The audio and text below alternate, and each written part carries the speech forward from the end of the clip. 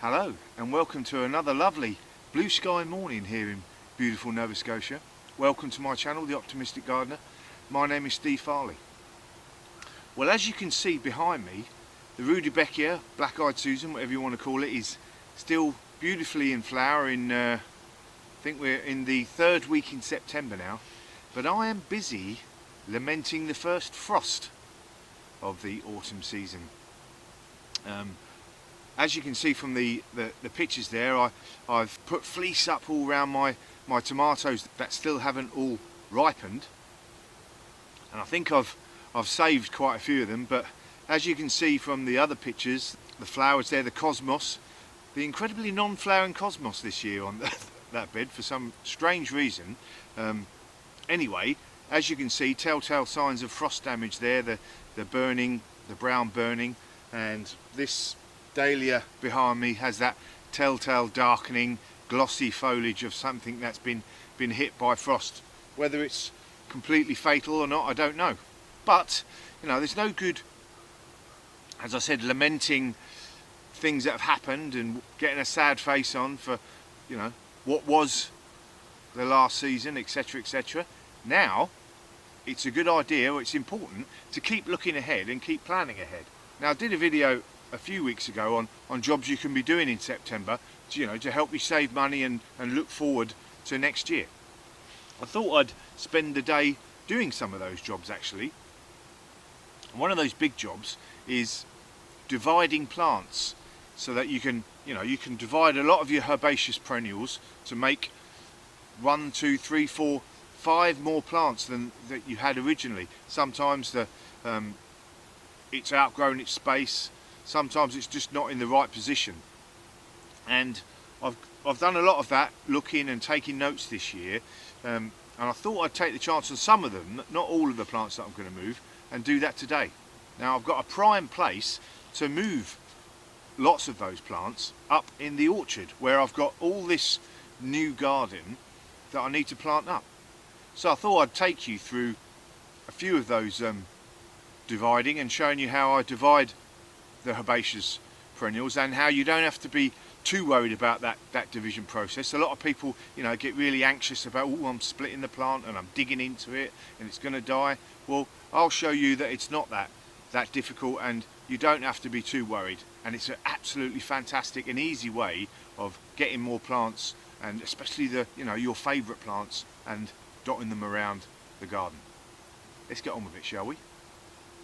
So some of the plants that I'm going to be dividing and moving around today are this beautiful daylily. As you can see from the picture, beautiful orange and yellow flowers, profusion of flowers, and I've got one either side of this path here. But look, you can see behind me now it's getting big and it's starting to take over everything else.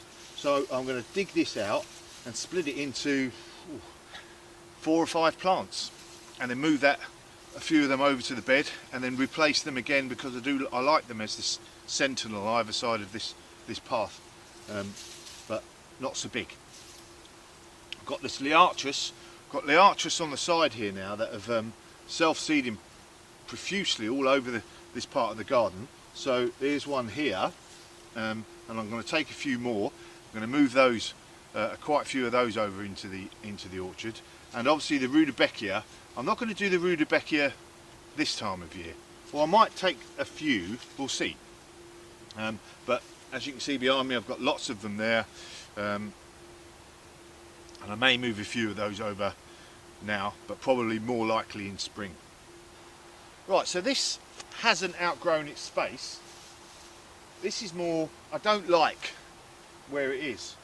I put it there because I wanted, you know, this is my secret garden area, and I wanted that sort of privacy bit to be formed, and you know, using this grass is a really good way of doing it, but it just doesn't sit right against this other grass here and what else I normally have sort of coming up. So I'm going to move this into the centre of the orchard. You know, still a great grass, but I think it should be on its own, and I can use that brown to great effect with other plants that I'm deliberately going to put there that'll play off that brown, rather than the way it is at the moment. You know, this looks nice and straight and statuesque, where this is looking a bit scruffy. It just doesn't look right. So this hosta is another one I want to move. Not so much that it's outgrown its space, or it is getting bigger and starting to take over the area, but I've got a nice little area that needs something that's in a shady sort of place, just on the entrance to my swimming pool, and I'm going to divide this up and it'll be perfect to put in there, and give that already sort of, has a bit of a tropical feel, doesn't it, your hosta. So as you're going into straight into the pool, you're going to get that sort of tropical feel straight away. Okay, so here we are at the daylily first. I'm going to do this one. Wind's got up a bit, so excuse the noise. What tools do we need to do the job? Well, we need a spade so we can get underneath it, dig it out obviously. Plastic bag or wheelbarrow or something, so that you can dump the bit that you're going to take out and transport it. Need to have watered it. I watered this about 30 minutes ago, give it a good drink. And also a pair of secateurs, because what we're going to do is we're going to cut this right back. I'm going to do it right now actually. Number one, so I can see what I'm doing, and number two, so that it's not going to, when I transport it to its new position, I want to leave it some green there so we can get some food in, but I don't want it to have to stress with the leaves, so I just want to let the roots themselves bed themselves in. And also, especially if you've got a taller plant like this liatris, when we move that, I don't want the wind blowing it back and forth so that it stresses the roots, so the roots don't actually get a chance to bed themselves in. So that's another reason why I want to cut it back. So I'll do that first, and we're just going to, don't be scared, just the same as what you'd normally do at the end of the season. Give it a good haircut.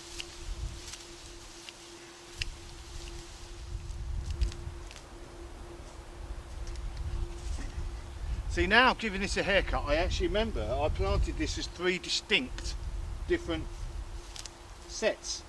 So all I'm going to do is take these 2 back ones out, leave this centre one in here, centre one, leave this left hand side one in, and then I've got 2 great new plants there already without even getting to the next one and taking that one apart. So I'm going to do that. Right, what do I need to do? Essentially, just get the spade, and then I want to try and dig down and lever up around the outside of the plant.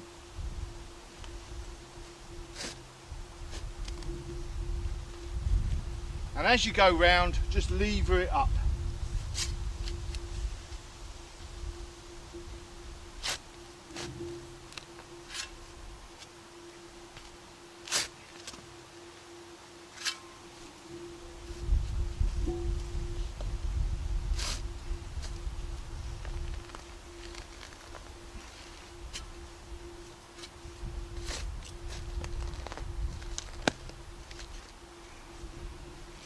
There we go. Right, like I said, don't be afraid of getting amongst this plant.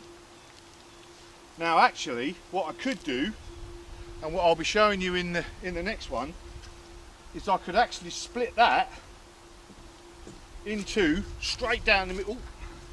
Straight down the middle. I'm not going to, because I like the size of this one. But like I said, don't be afraid.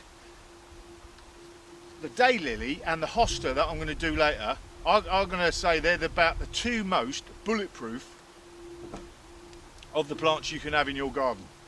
You can hack them, all sorts of stuff to them, and they'll come back strong as ever, giving you new plants. So a great plants and really sturdy. So look at that, nice and perfect. Put that into the new place.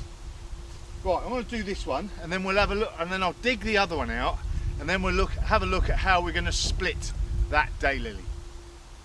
Be right back. Okay, so before I actually dig this daylily out, I thought I'd point out I could literally just put my spade in and whack this in half, or however many different quarters or whatever I want to do, and then just dig out the actual bits that I want and leave the last bit in there and not disturb the roots. But because, like I said, this is, you know, essentially bulletproof, I like to get the plant out and like have a nice good sharp quarters, and then take off any old bits, rotten bits, etc., and then we've got a nice clean plant going back into the hole. So that's what I'm going to do, dig it all out first and then chop it up. So this is another good reason why we cut away everything around the plant so that we can get a good look. I've just remembered I've got this peony, beautiful peony, pink peony, lovely blousy flowers as you can see in the picture, that I was going to split this year. So I thought I'd show you how to split it when it's in situ. So there's the plant there, and all I've literally done is dug all the way around and then stuck the spade straight down the middle. And now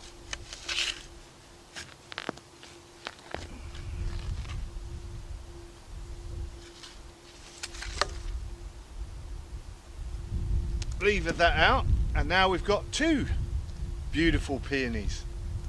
Look at that, that's going to be a cracker on its first time. And there we go, there's all the sort of root ball underneath. A nice solid intact root ball there, just to tig it. And I'll fill this area in with earth. Job's a good one.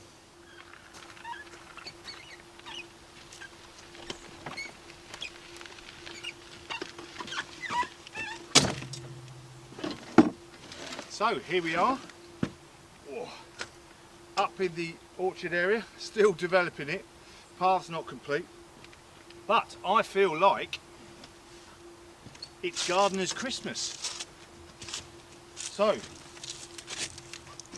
got this beautiful peony, which I'm actually thinking I'm going to split again in two, and have this little one here and the bigger one here. What do you reckon? I reckon that's a good idea. So I've got that. I've got this absolutely huge daylily. This is one I'm going to show you our split. What I've ended up doing is just taking the whole lot out and replacing it with one of the ones I dug out from the other side. So we've got this massive one here, which we're going to split in a minute. Oh!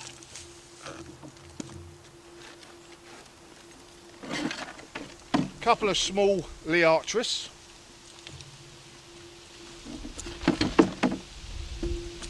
Voila.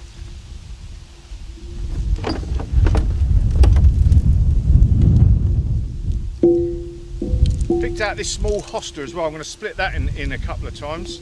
So that's another one.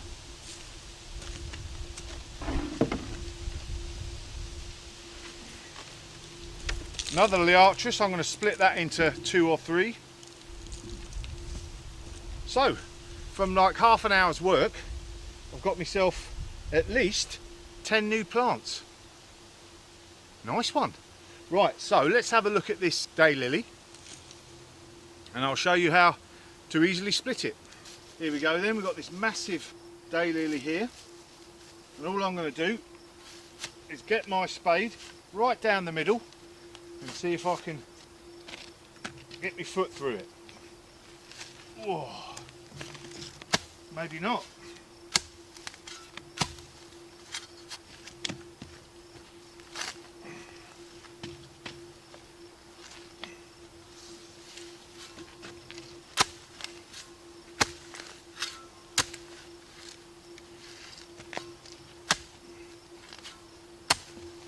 Like I said, you can be quite brutal with it.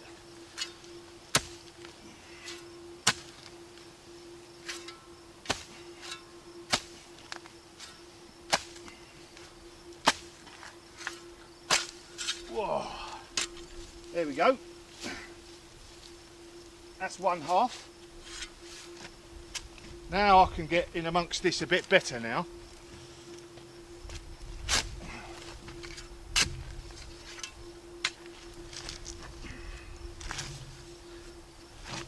So I should be able to get 4 or 5 out of this, as long as I've got a good amount of this root per plant. There you go, look. There's a little one now, so that'll grow nicely on its own. But I'm going to keep them about that size.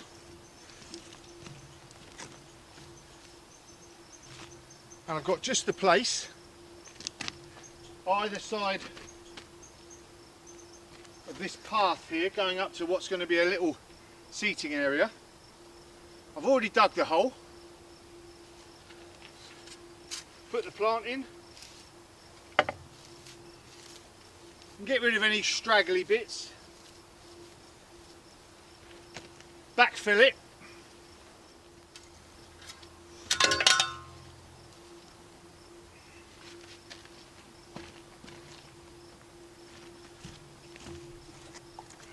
give it a good drink.